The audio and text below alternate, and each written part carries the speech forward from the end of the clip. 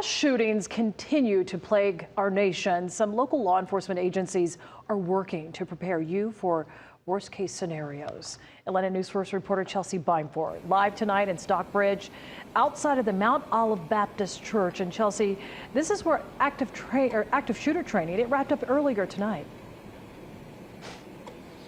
It is, Sean, and this is not the first time the Henry County Sheriff's Department has held this training, but after another mass shooting at a school in Nashville happened about 10 days ago, they decided to hold another session.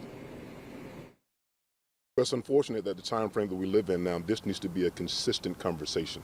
Wednesday night, dozens of people gathered at the Mount Olive Baptist Church in Stockbridge to learn what to do if they come face to face with an active shooter. With all of the events that are happening where we have no control over and the violent events that do happen, you know, we just want to be prepared. Ronald Phillips and his wife attended the training after learning about recent mass shootings like the one at Covenant Christian School in Nashville, Tennessee, which killed 3 students and 3 staff members at the end of March.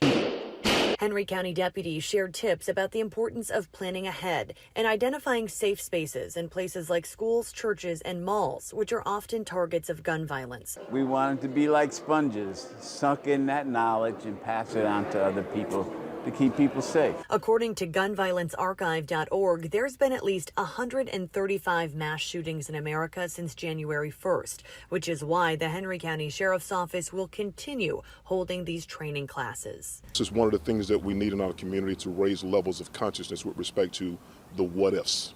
And when they happen, what do we do? How do we respond? And Sheriff Scandrett says they are planning to hold a few more of these classes at local churches over the next couple of months. Reporting live in Henry County tonight, Chelsea Bimeford, Atlanta News First. Chelsea, thank you.